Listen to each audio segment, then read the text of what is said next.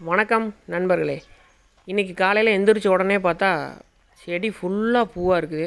வீட்டை விட்டு வெளியே வந்ததையுமே நான் செடி தான் பார்ப்பேன். பார்த்தா செடி ஃபுல்லாக பூவாக இருக்குது. எப்படி ஒரு 40-50 பூ இருக்கும் போல். பார்த்தோன்னே ரொம்ப பிடிச்சிருந்தது. சரி, இதையும் ஒரு வீடியோ எடுப்போமே அப்படின்ட்டு காலையிலேயே ஒரு வீடியோ எடுத்தேன். இந்த செடி எப்பயுமே இதே மாதிரி தான் பூ பூத்துகிட்டே இருக்குது. ஆனால் ஒரு 20 பூ 30 பூ இருக்கும். இன்றைக்கி ரொம்ப அதிகமாக இருக்குது. அதுக்கப்புறம் காலையில் வழக்கம் போல் ஷெட்டில் விளையாடுறதுக்கு பிரஜித் வந்தான். நம்ம வேலையெல்லாம் முடிச்சுட்டு விளையாட ஆரம்பிக்கும் போது அவன் பார்த்தா காலில் கண்ணுக்குட்டிக்கு லைட்டாக புண்ணு இருக்குன்னு சொன்னான். சரி, பொட்டாசியம் பர்மாங்கனேட் லைட்டாக ஸ்ப்ரே பண்ணி விடுன்னு சொல்லியிருந்தேன். அவன் புதுசாக போய் பிடிச்ச உடனே கண்ணுக்குட்டி ரொம்ப மிரண்டுச்சு. அதெல்லாம் அடித்து விட்டுட்டு வைக்கப்புல் கட்டு வந்திருந்தது. சரி, இறக்கி வைக்கிறதுக்கு இடத்த காமிச்சோம். இது பார்த்திங்கன்னா ஒரு கட்டு 230 ரூபா அந்த ரேட்டுக்கு வாங்கியிருந்தோம். ரெகுலராக ஒரு 20 கட்டு 30 கட்டு அந்த மாதிரி 2 மாதத்துக்கு ஒரு டைம் எடுப்போம். ரேட்டு குறையும் போது கொஞ்சம் குறைச்சி கொடுப்பாங்க. இப்போ இந்த ரேட்டு. பில்லு நல்லா அருமையான பில்லாக இருந்துச்சு. அதுக்கப்புறம் ஆட்டு ஷெட்டுக்கு வந்திருந்தேன். குட்டி பால் ஊட்லியாட்டிருக்கு. குட்டி பெரிய குட்டி ஆயிடுச்சு. எல்லா குட்டி டக்குன்னு உறிஞ்சி பாலை குடிச்சிரும். இந்த குட்டி என்னன்னு தெரில, ஒரு குட்டி இருக்கிறனால என்னமோ பால் மடியில் மீதி இருந்துச்சு. சரி, நம்ம வழக்கம் போல் காலையில் ஆட்டுப்பால் மீதி இருந்தால் கறந்து குடிப்போமே, அந்த மாதிரி குடிச்சிடலான்னு சொல்லிவிட்டு கறந்தேன். நல்லா வயிறு ரொம்ப தீனி தின்னுச்சுனாவே மடியில் பால் அதிகமாக இருக்கும். இருந்தாலும் குட்டி பால் குடிச்சிரும். இன்றைக்கி என்னன்னு தெரில, குடிக்கல. நம்ம ஆடு எல்லாமே எக்ஸஸ் இருக்கிற பாலை நம்ம கறந்து பழக்கினால பால் கறக்கிறதுக்கு அது அமைதியாக நின்றுக்கும். ஒரு சில டைம் பார்த்திங்கன்னா கொஞ்சம் கொஞ்சம் நெவுந்து போகும். இப்போ அமைதியாக நின்றுக்குச்சு. அது பாட்டுக்கு முன்னாடி பிரஜித் நின்றுட்டுருக்கான். அதனால் அது எதுவும் பண்ணல, அமைதியாக நின்றுச்சு. நானும் ரொம்ப பால் அதிகமாக இருக்குமோன்னு நினச்சேன். ஆனால் அதிகமாக இல்லை, கம்மியாக தான் இருந்துச்சு. குட்டி ஓரளவு குடிச்சிருச்சு போல். அது வயிறு நம்மளுது போக மீதி இருந்தால் தான் மடியில் பால் இருக்கும். இந்த குட்டி தான் பார்த்திங்கன்னா இப்போ நம்ம பால் கறந்த ஆட்டோட குட்டி. ஒரு குட்டி தான் போட்டிருக்கு. எப்பயுமே 2 குட்டி போடும். ஒரு வேளை ஒரு குட்டி இருக்கிறனால வயிறு நம்ம பால் குடிச்சிட்டு மீதி வச்சிருச்சா என்னென்னு தெரில. அதுக்கப்புறம் பக்கத்து ஷெட்டுக்கு வந்திருந்தேன். அதுலேயும் பார்த்தா குட்டிக்கு குடித்தது போக மீதி பால் இருந்துச்சு. இதுவும் குட்டி நல்லா பெரிய குட்டி ஆகிடுச்சு. அந்த கடைசியில் இருக்குது பாருங்கள், அந்த மொட்டைக்குட்டியும் இங்கே முன்னாடி இருக்கிற மொட்டைக்குட்டியும் தான் இந்த ஆட்டோட குட்டி. இதையும் சரி கறந்துடலாம் அப்படின்ட்டு உட்காந்து கறந்தோம். இதில் எவ்வளோ பால் இருக்குன்னு தெரில. ஃபஸ்ட்டு ஸ்டார்டிங் பார்த்திங்கன்னா கொஞ்சம் நெவந்து போச்சு. அதுக்கப்புறம் பிரஜித் முன்னாடி பிடிச்சிக்கிட்டான். பிடிச்ச உடனே அது கம்முன்னு நின்றுச்சு. உதைக்கிறது, தட்டி விட்றது, இந்த மாதிரி வேலைகளெல்லாம் பண்ணாது. குட்டி போட்டோடனே நம்ம குட்டி எடுத்து பால் ஊட்டடிக்கிறதுக்கும் அதே மாதிரி அமைதியாக நின்றுக்கும். குட்டி போட்டோடனே பார்த்திங்கன்னா குட்டி எந்திரிச்சு பால் அவ்வளோ சீக்கிரம் டக்குன்னு ஊட்டாது. அங்கேயும் இங்கேயும் தேடிட்டு கீழே விழுந்து எந்திரிச்சு இந்த மாதிரி தான் பண்ணிகிட்ருக்கோம். இதுலேயும் கொஞ்சமாக தான் பால் இருந்துச்சு. குட்டி குடித்தது போக மீதி இருக்கிற பாலை தான் நம்ம கறந்துட்டுருக்குறோம். வெறும் வயிற்றில் பச்சைப்பால் ஆட்டுப்பால் குடித்தா ரொம்ப நல்லதுன்னு சொல்லுவாங்க. நானும் இந்த மாதிரி எக்ஸஸ் இருக்கும்போதெல்லாம் பாலை கறந்து குடிச்சிடுவேன்.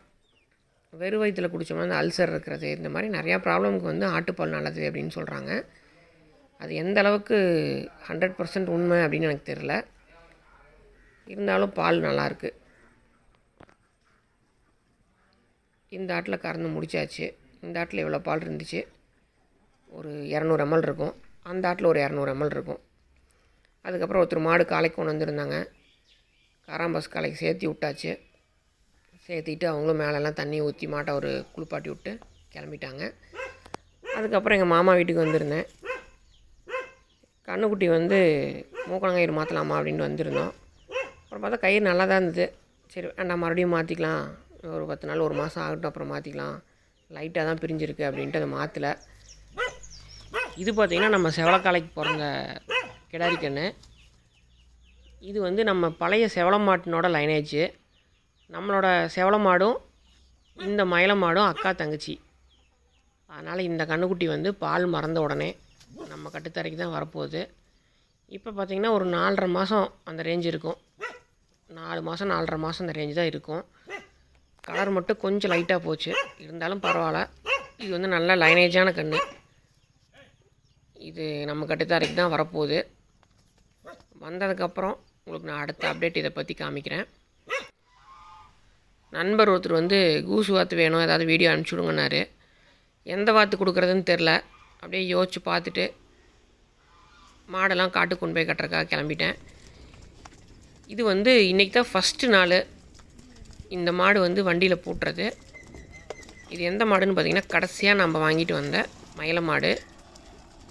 இது இன்றைக்கி தான் ஃபஸ்ட்டு வண்டியில் போகுது. வண்டியிலே போனதில்லை. கட்டுத்தாரி விட்டு வெளியில் வர வரைக்கும் கொஞ்சம் அந்த பக்கம் இந்த பக்கம் ஆடான்னு ஆடிடுச்சு. கட்டுத்தாரி விட்டு வெளியே ரோட்டுக்கு வந்த உடனே எப்பவும் போகிற மாடு மாதிரி போக ஆரம்பிச்சிருச்சு. என்ன தலையை மட்டும் நிமிந்து போகாமல் கீழே குமிஞ்சிட்டே போச்சு. எப்போ இருந்தாலும் ஒரு 10 நாளைக்கு அப்படி இப்படி தான் போகும். அப்படியே போக போக சரியாயிரும். அந்த கழுத்து கூச்சம் இருக்கும். அந்த கூச்சம் இருந்துச்சுனாவே கொஞ்சம் இப்படி தான் பண்ணும். என்ன கண்ணுக்குட்டியிலிருந்து பழகிருந்தால் மாடு டக்குன்னு பழகிரும். இப்போ வந்து 5-6 கன்று போட்டதுக்கப்புறம் நம்ம பழக்கிறோம். அதனால் கொஞ்சம் லேட்டாக தான் பிக்கப் ஆகும். இந்த அளவுக்கு அது போகிறதே பெரிய விஷயம் ஃபஸ்ட்டு நாளே. அதுக்கப்புறம் அப்படியே ரோட்டு ஓரத்தில் பார்த்திங்கன்னா நிறைய புல்லு பச்சை பசேன்னு இருந்துச்சு. சரி காலையில் நம்ம கிளம்பி போங்காட்டி ஒரு டைம் இங்கே ரோட்டு ஓரத்தில் கட்டினோம்னா அதெல்லாம் மேய்ஞ்சிரும். அதுக்கப்புறம் பிடிச்சி தென்னை மரத்துக்குள்ளே கட்டிட்டு போயிடலாம், அப்படியே மேய்ஞ்சிட்ருக்கோம் அப்படின்னு விட்டாச்சு. இன்றைக்கி வந்து வெயிலே கிடையாது, நல்லா மோடமாக இருந்தது. அதனால் ரோட்டு ஓரத்தில் தான் கொஞ்சம் ஈரம் கம்மியாக இருக்கும். காட்டுக்குள்ளெல்லாம் கொஞ்சம் ஈரம் அதிகமாக இருந்ததுனாவே மாடு சரியாக மேயாது. அதனால் ரோட்டு ஓரத்தில் கட்டியிருந்தேன். எல்லா மாடுமே நல்லா மேய்ஞ்சிட்டு இருந்துச்சு. அதுக்கப்புறம் கிளம்பி ஆஃபீஸ் போயிட்டேன். மத்தியானமாக வந்தேன் மாடெலாம் பிடிச்சிட்டு வர்றதுக்காக. பார்த்திபன் வந்து வேலை செய்கிறதுக்கு வந்து வேலை செஞ்சிட்டு இருந்தார். இந்த ஷீட்டு தான் வந்து அந்த பாக்ஸ் உள்ளார சுற்றி வர அடிச்சிருப்போம். அது எதுக்காகன்னு பார்த்தீங்கன்னா தீவனப்புல் அரைக்கிற பாக்ஸ் தான் இது. தீவனப்புல் அரைச்சி உள்ளே லோட் ஆகும். ஈரம் பட்டு பட்டு சுற்றி இருக்கிற அந்த தகுடெல்லாம் வந்து இத்து போச்சு.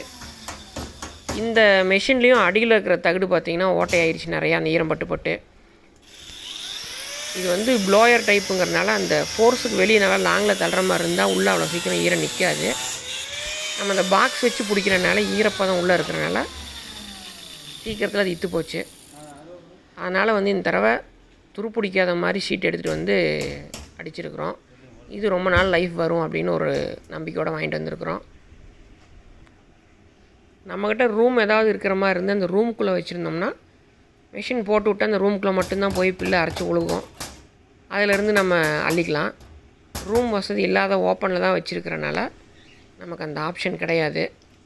அதனால் இந்த மாதிரி நம்ம ரெடி பண்ணி வச்சுருக்குறோம். மேலே இருக்கிற டோருமே பார்த்திங்கன்னா அதே மாதிரி அந்த ஷீட்லேயே போட்டாச்சு.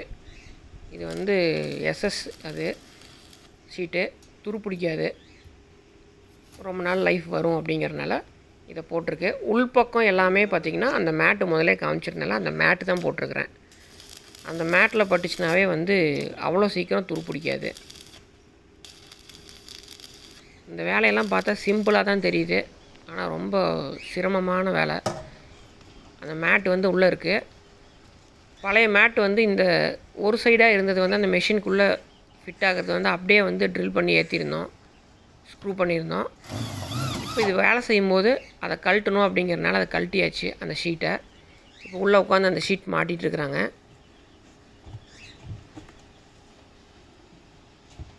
இந்த வேலை முடிக்கிறக்கே ஒரு நாள் ஃபுல்லாக ஆயிடுச்சு, காலையிலேருந்து சாயங்காலம் வரைக்கும். அதுக்கப்புறம் பார்த்திங்கன்னா சாயந்தரமாக ஒருத்தர் மாடு காலைக்கு கொண்டு வந்திருந்தாங்க.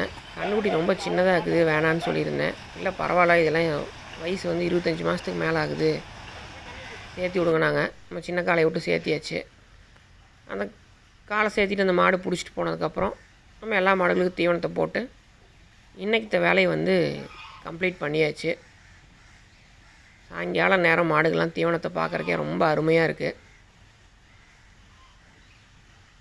அவ்வளோதான் நண்பர்களே இந்த வீடியோ. அடுத்த வீடியோவில் சந்திக்கிறேன். நன்றி.